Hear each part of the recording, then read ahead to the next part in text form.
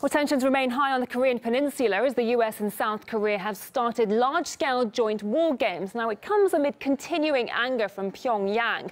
Prior to the drills, North Korea threatened a merciless strike and warned Washington of the risk of uncontrollable nuclear war.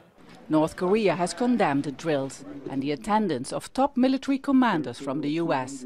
Pyongyang says their visit is seen as a sign that a preemptive US strike against North Korea could be imminent. No one can vouch these huge forces concentrated in the South Korea will not go for an actual war action. Now, the military tensions have reached fever pitch on the Korean peninsula. Pyongyang's state-run media said on Monday that the drills were part of a plan by the U.S. and South Korea's, quote, puppet regime to launch a preemptive nuclear strike on the north. It added that the situation on the Korean peninsula was being thrown into further uncertainty due to Washington's, quote, warmongering. It also fired off a cryptic warning saying the U.S. and its partners would witness the consequences of the fire they have ignited.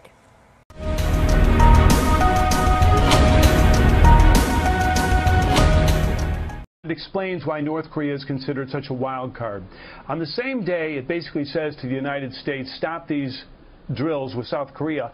It airs a propaganda video on a state-controlled website, which is part of the official North Korean news agency, showing U.S. senior officials dying in a sea of fire with this quote, all North Korea needs to do is place its hand on a button and press it when the right time comes. The U.S. will live in fear and anxiety the whole time. The annual show of force will last for 10 days and simulate a military conflict.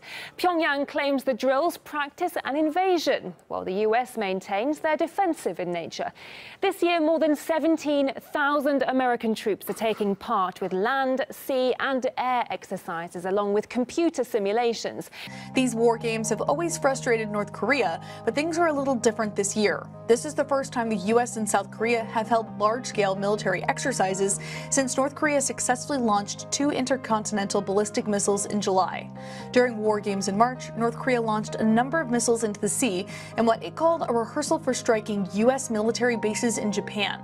And experts say this year's drills will almost certainly trigger a reaction from the North. The question is just how strong that reaction will be.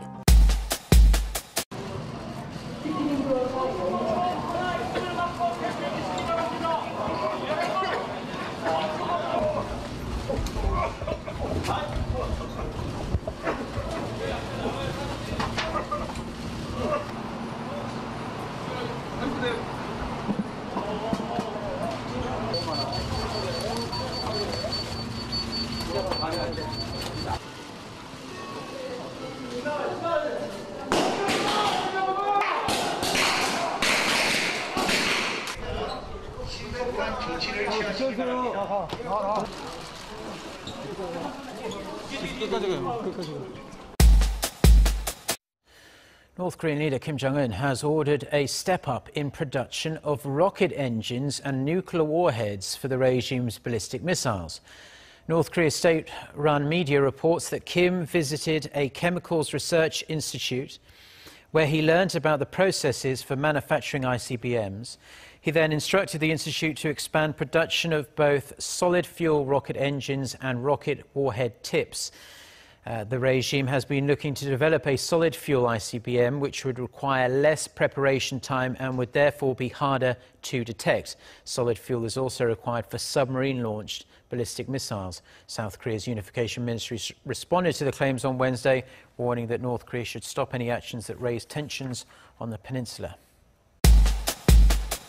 The military exercises come after North Korea earlier said it would hold off on strikes, handing the next move to Washington. Let's remind you of how the recent crisis between Pyongyang and Washington has been unfolding.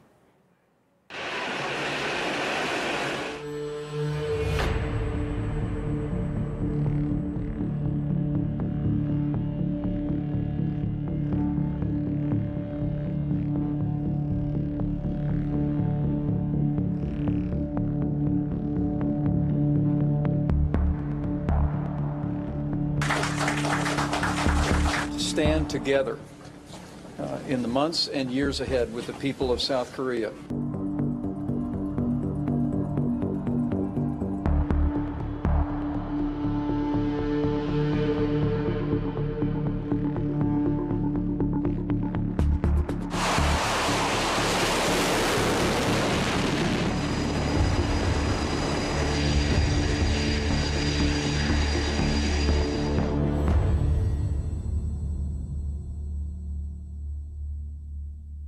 It is a very dangerous situation because what has happened in the past when North Korea has actually attacked has always been that it attacked South Korean military or naval targets.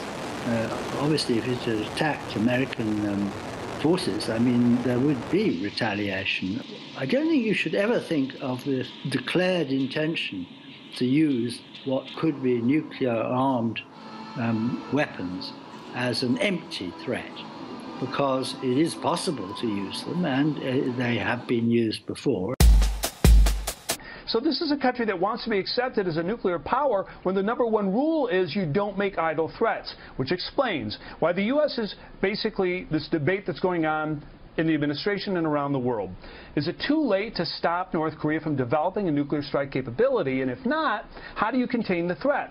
The U.S. is pursuing this dual track. Stop your nuclear program and we'll talk diplomacy while also preparing for conflict. We have had the responsibility of providing military options to our national leaders. And exercises are our way of making sure that the option is a ready option. It's a capable option. And that's what really underpins deterrence.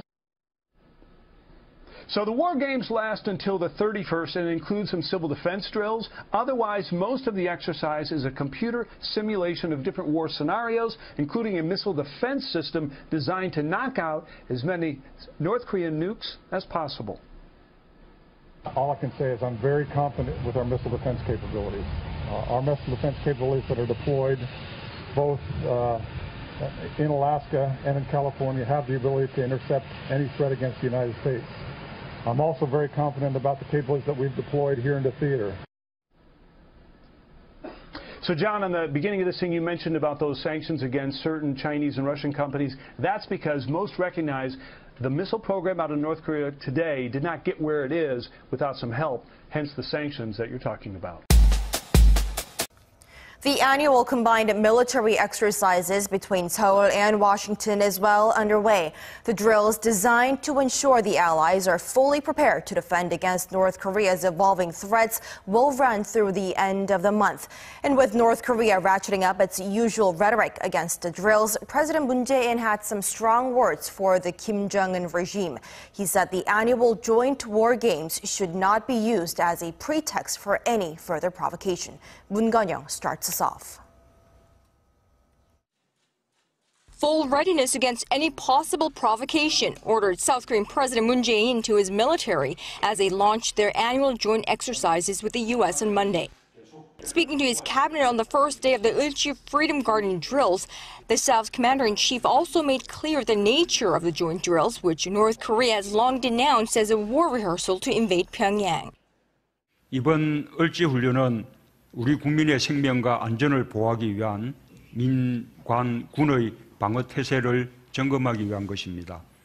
방어적 성격의 연례적인 훈련이며 북한은 평화를 지키기 위한 우리의 노력을 왜곡해서는 안 될 것이며 이를 빌미로 상황을 악화시키는 도발적인 행동을 해서도 안 될 것입니다. President Moon called out on the North leadership, saying it's in fact Pyongyang's continued provocations that make the Seoul-Washington joint drills necessary. The liberal leader did, however, reaffirm that the door to dialogue for peaceful resolution remains wide open should the isolated regime choose to take that path. 북한이 용기 있는 선택을 한다면 한반도를 둘러싼 군사적 대립이 완화되고 우리 스스로 한반도 평화를 지켜낼 수 있으며 국제사회와 협력하여 안정과 번영의 미래를 가져올 수 있을 것입니다. Earlier in the morning, the president chaired a meeting of his National Security Council as Seoul and Washington forged ahead their first large-scale military exercise since North Korea successfully flight-tested 2 intercontinental ballistic missiles in July. President Moon ordered the two militaries to remain on high alert and vigorously strike back in the event of any hostile action by Pyongyang. Again, the ball has landed in North Korea's court. How Pyongyang responds in the next few days will largely determine the security situation in the Northeast Asian region. Now, experts say, however, that the move by Pyongyang will be carefully calculated this time around given the recent tensions, and that should be an indicator of whether the leadership is in fact serious about some room for negotiations.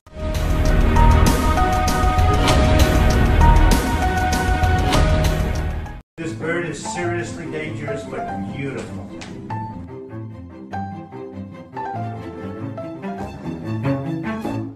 Thank you for watching Right Wing. Your support really does mean the world to me. I hope you have an amazing rest of the day, and I will see you tomorrow.